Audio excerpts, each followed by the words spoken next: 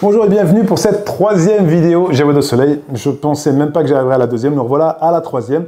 Donc on va essayer de répondre à différentes questions qui nous ont été posées sur les commentaires. Vous êtes de plus en plus nombreux à nous envoyer des messages pour avoir des renseignements sur s'installer au Maroc. Donc c'est parti.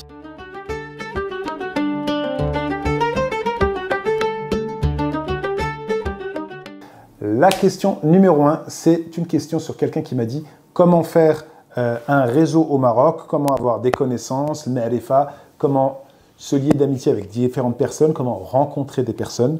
Le deuxième des points, c'est est-ce qu'il est obligatoire au Maroc de parler en arabe, de lire l'arabe, derija, et comment est-ce que toi, tu t'en sors. Et le troisième des points est le plus important, je suis une femme seule et isolée, avec des enfants, je veux m'installer au Maroc, est-ce que tu as des conseils? Donc on arrive au point numéro 1. Comment tisser un réseau et comment se développer au Maroc? J'ai un petit souci avec cette histoire de comment tisser un réseau. C'est un petit peu la manière de comment faire semblant pour avoir des amis. Je pense qu'il y a un non-sens. Il y a un non-sens parce que j'ai souvent des gens qui m'envoient des messages. Salut, j'ai un super projet qui va cartonner, j'ai pas besoin de tes conseils, je sais tout ce que je veux faire, mais je te contacte pour agrandir mon réseau.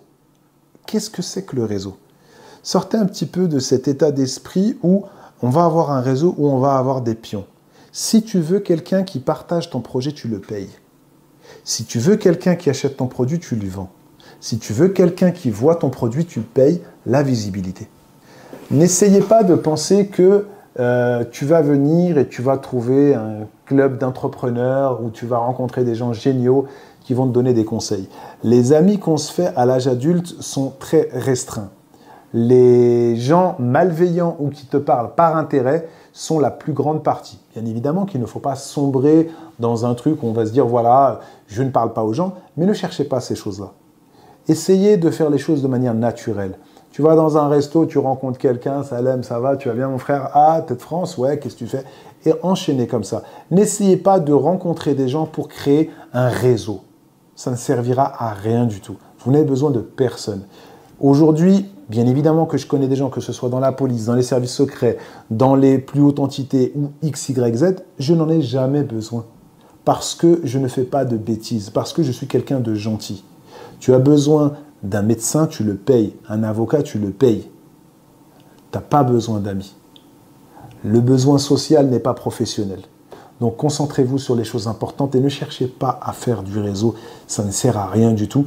Vous allez tomber sur des gens mal intentionnés qui vont prendre votre besoin et qui vont vous arnaquer. Concentrez-vous sur votre travail, faites du bon travail, payez les différents intervenants qui doivent faire ce qu'ils doivent faire et arrêtez de chercher le réseau. C'est un mot qui me dérange. On va enchaîner sur le deuxième point. Est-ce qu'on a besoin du derija et est-ce qu'on a besoin d'écrire ou de parler en arabe? Je pense que si tu n'es pas marocain, ou si tu es marocain et que tu ne parles pas derija, tu devrais apprendre derija. C'est une manière de communiquer avec les gens et c'est, je pense, une grande plus-value que d'apprendre le derija. C'est très simple. Derija, c'est une langue qui existe qu'au Maroc, je crois. On a inventé la plupart des mots et je pense que c'est une bonne base. Même si tu es français, tu dois apprendre derija. Lire l'arabe, je ne lis pas l'arabe malheureusement. J'avais appris l'arabe au point de pouvoir lire les panneaux sur la route et je l'ai oublié par manque de pratique.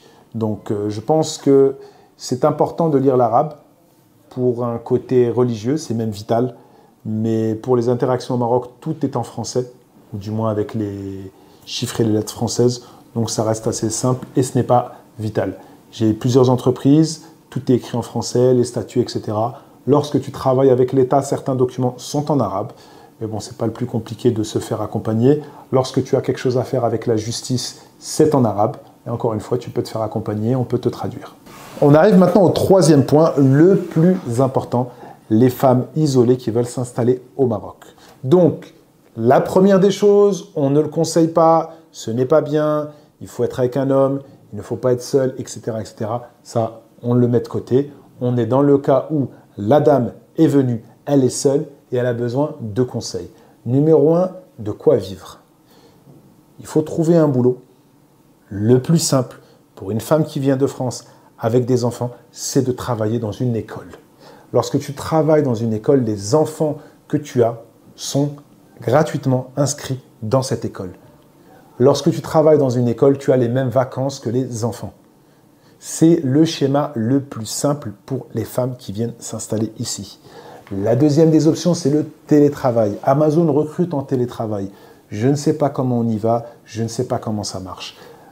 Très rares sont les entreprises qui vont vous payer pour que vous soyez chez vous. C'est la question qu'on me pose tout le temps. Tu as un centre d'appel, est-ce que tu recrutes en télétravail? Non, et je ne recruterai jamais en télétravail et je ne connais personne à part Amazon. Et j'ai une personne qui m'a dit que sa femme y travaillait, je ne l'ai pas vu personnellement en télétravail. Sortez de ce truc-là. Il y a plusieurs choses à faire. Vous pouvez être dans la création de marketing digital, vous pouvez être dans l'infographie, vous pouvez être dans tout ce que vous voulez. Mais je pense qu'aujourd'hui, une femme qui vient s'installer au Maroc, elle doit aller travailler. Elle va travailler, elle va prendre entre 6 et 12 000 dirhams selon ses compétences. Elle va payer l'école des enfants ou elle va travailler dans une école où elle aura un salaire plus petit. Et ce sera sa manière de s'en sortir. On ne va pas rentrer dans les délires de « il faut se marier, il faut ceci, il faut cela ». Là, c'est pour le côté professionnel. Sur le côté vie de tous les jours, le Maroc est un pays sécurisé, mais il y a des choses qu'il ne faut pas faire. Numéro 1, tu ne prends pas le bus. Le bus, ça n'existe pas pour les femmes au Maroc. Les Marocaines peuvent prendre le bus, elles savent ce qu'elles font, elles ont l'habitude. La femme moderne de la classe moyenne ne prend jamais le bus au Maroc. Ce n'est pas moi qui le dis, ce n'est pas mon point de vue, c'est une réalité. La personne qui va être plus ou moins populaire va de temps en temps prendre le taxi blanc, donc le taxi avec 5 passagers et un conducteur. Et encore une fois, ça dépend. Beaucoup ne le prennent pas. Le tramway, c'est un petit peu plus développé. Et reste le Uber, donc InDrive, Careem, etc. Et les petits taxis qui, eux aussi, sont utilisés. Je pense qu'une femme qui vient s'installer au Maroc, c'est un prérequis vital d'avoir une voiture. C'est vraiment, vraiment, vraiment important. Que ce soit une voiture au Maroc ou que ce soit une voiture de France, encore une fois, c'est votre logistique, mais une voiture, ça reste vital. Quel type de quartier habiter? La plupart du temps, celles qui viennent s'installer vont dans la maison familiale parce qu'elles n'y ont pas de loyer là-bas. J'ai le cas d'une personne avec qui j'avais échangé qui habitait dans la région de Beni Mellel. Elle habite dans la région de Beni Mellel, elle a une trentaine de milliers d'euros d'économie et elle ne sait pas quoi faire et elle ne sait pas comment investir. Mais encore une fois, pourquoi tu vas investir quand tu payes un loyer? Elle a un petit loyer, pas très cher, c'est pas très loin de chez ses parents. Elle n'habite pas chez ses parents pour des raisons de simplicité, elle habite à Beni Mellel parce qu'elle a de la famille là-bas. Je lui ai expliqué tout simplement. Tu as un véhicule. Tu peux venir habiter en périphérie de Casa ou de Rabat ou de Kenitra, acheter un logement social. Certes, il y a de la pénibilité. Certes, tu vas perdre un petit peu en niveau de vie, tu ne seras pas en face des montagnes ou de la mer ou de je ne sais quel truc, mais tu n'as plus de loyer, numéro 1. Et numéro 2, parce que trop de femmes l'oublient, tu vas permettre à tes enfants d'aller dans des écoles où il y a peut-être une débouchée sur un emploi par la suite. Vous êtes responsable de ce que vos enfants vont faire. On n'a pas une obligation d'essayer avec les enfants. On a une obligation de résultat. Un enfant qui va grandir à Oujda, à Agadir, à Meknes, à Khribga, dans n'importe quelle ville du Maroc, qui n'est pas une des grandes villes, dès qu'il va arriver à sa majorité et en âge de travailler, il ne pourra pas gagner sa vie dans la classe moyenne, dans toutes les villes citées. Donc, vous faites grandir des enfants dans un endroit où ils n'ont peut-être pas d'avenir. Et vous le faites consciemment par envie de vivre en face de la mer ou de la plage, par fainéantise de travailler. « Ah non, moi je ne peux pas travailler. Ah non, ceci, ah non, cela. » Vous avez décidé de vivre au Maroc seul.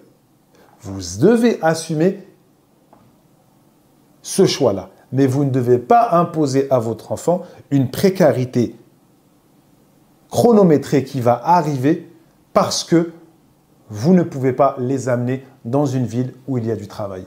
Aujourd'hui, tu travailles à côté d'une zone franche, comme celle de Tanger ou comme celle de Kenitra, tu sais que ton enfant, quelles que soient ses compétences, il va pouvoir gagner 5 6 000 dirhams par mois. Il peut être ingénieur de ceci, ingénieur de cela, travailler dans un centre d'appel, tout un tas de choses. Quand tu habites à Oujda, à Hadcourt, n'importe quelle ville du Maroc qui ne fait pas partie des villes de la précédente vidéo dans lesquelles il n'y a pas facilement une classe moyenne et des salaires de classe moyenne, vous bloquez à vos enfants la chance de s'installer. Et qu'est-ce qui va se passer? Et qu'est-ce qui se passe? Parce que je le vois tous les jours. L'enfant, il arrive en majorité, il prend un aller simple pour la France, ciao. Il oublie le Maroc, il oublie l'islam, c'est la première des choses qu'il fait. Et il oublie sa mère et ses parents. Ça arrive tous les jours. Et vous êtes responsable. Non, moi j'ai fait ce qu'il fallait avec mon enfant. Aujourd'hui, je te le dis, aujourd'hui tu vois ma vidéo et je te dis, fais attention, la précarité, tu te l'imposes parce que tu as une foi qui est assez élevée, qui te permet de faire ta hijra. Ton enfant, il ne fait pas la hijra. Ton enfant, il est en train de grandir. Il veut la PlayStation. Il veut regarder Lionel Messi à la télévision. Il veut tout un tas de choses. Et tu auras beau faire ce que tu veux, tu ne l'enlèveras pas de la tête. Il fera semblant devant toi, mais ce sera un enfant comme ceux qu'il y a autour de lui. Donc, à forcer de vivre dans cette petite ville, comme on disait dans la vidéo précédente, l'affect dans lequel vous avez grandi, vous fait que vous voyez cette ville en mieux. Moi, j'ai grandi à Kenitra, je vois cette ville en waouh. Ce n'est pas le cas pour les autres. Votre enfant, il ne voit pas cette ville en waouh. Donc, faites attention à vos enfants, vous en êtes responsable. Et moi, j'ai fait mon travail que de vous conseiller et que de vous répondre. Donc, en règle générale, comment on choisit un appartement? Comme on l'a déjà dit, dans un endroit propre, dans un endroit pas trop populaire. On demande aux voisins, on demande aux moulhanout, je suis femme seule, est-ce que tu penses que ce quartier serait bien conseillé? Et surtout, n'hésitez pas à tisser des liens avec les voisins dans les limites du raisonnable. Parce que quand tu sais que tu habites au 3e et qu'en face de toi, il y a la voisine et qu'au-dessus et en bas, ils te connaissent, quoi qu'il t'arrive, ils pourront t'aider. Il y a beaucoup de femmes qui sont installées au Maroc, il y a beaucoup de femmes qui s'en sortent, il y a beaucoup de femmes qui travaillent dur. Rabbi Zidkoum, c'est tout ce que je peux dire, c'est un projet qui est compliqué. Il faut avoir du courage. J'ai recroisé récemment une amie d'enfance qui est installée dans la partie orientale du Maroc, qui vit bien là-bas, qui est heureuse, qui fait ce qu'il faut. Ça peut marcher pour tout le monde, mais pas pour les enfants. Donc réfléchissez bien à l'avenir de vos enfants quand vous faites quelque chose. Donc voilà pour la 3e vidéo, j'espère qu'elle vous a plu. Désolé si mes propos vous font mal au cœur ou s'ils sont violents. Je ne suis pas là pour faire des vidéos qui disent les choses que vous voulez entendre, mais je suis là pour faire des vidéos pour vous dire les vérités, parce que j'ai très mal au cœur lorsque je vois des petits Marocains, des petites Marocaines foirer leur jeunesse et des parents foirer leur installation au Maroc. C'est une charge très difficile.